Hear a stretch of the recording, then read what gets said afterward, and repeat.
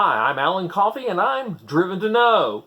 Today, as we continue to explore why all information is not created equal, we're going to take a different approach due to helpful fan input. We're going to spend less time on definitions and more laying out of questions to help us figure out what is true and what isn't. And we're changing the series name to Am I Being Tricked? Part 3. Last time, we did define what truth is. Truth boils down to facts.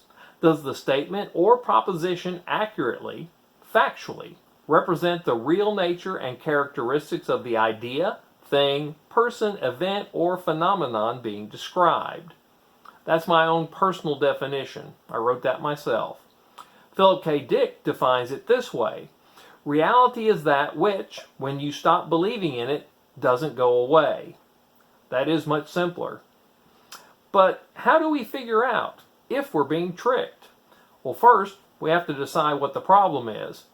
A lot of people believe that fake news is just as good as actual facts, real news, even if there is no proof for the fake news. Now, fake news is things like conspiracy theories, plain old lies, misleading opinions.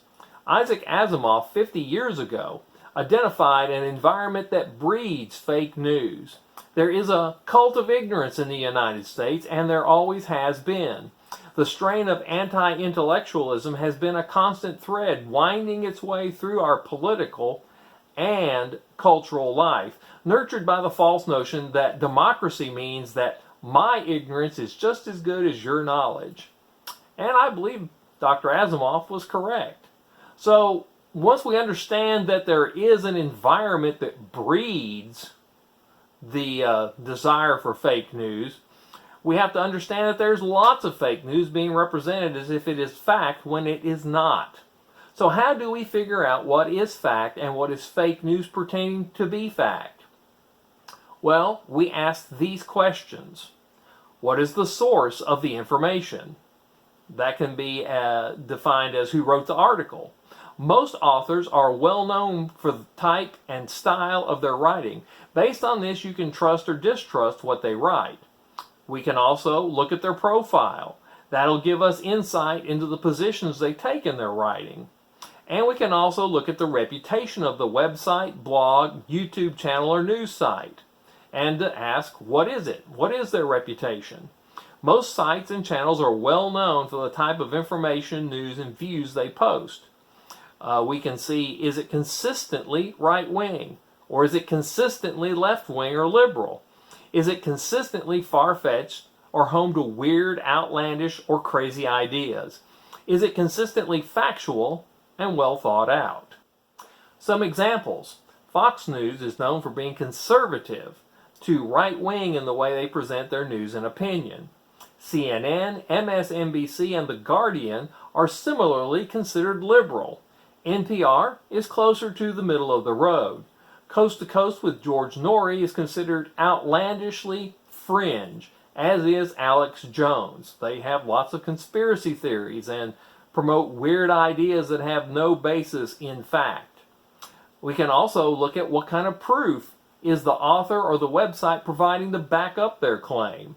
Is their proof documented? In other words, can you go to a reliable source to find out if what they're saying actually is true? Did it occur? Is it plausible? In other words, does it make sense? Does it have the ring of truth to it? Not truthiness, as Stephen Colbert once talked about.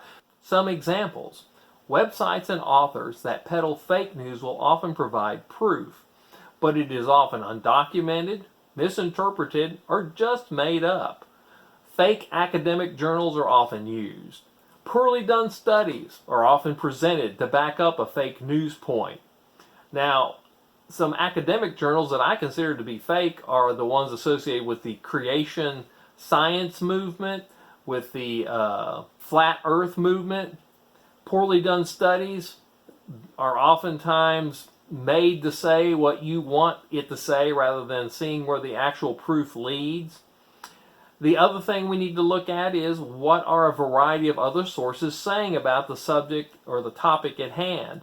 This is important because real news or information does not generally occur in a vacuum. there are always other sources documenting what's happening. For instance, the moon landings were not faked because the events and activities leading up to them and surrounding them were covered by multiple sources of news.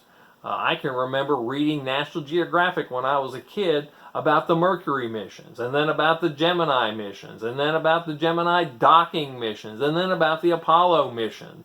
The more people that are involved in an event, whether they're covering it or actually doing the activity itself, make it that much harder to fake or misrepresent the event. Conclusion: the more the merrier. Truth and real news and information are based on verifiable facts, evidence, and witnesses. Facts, evidence, and witnesses validate reliable sources.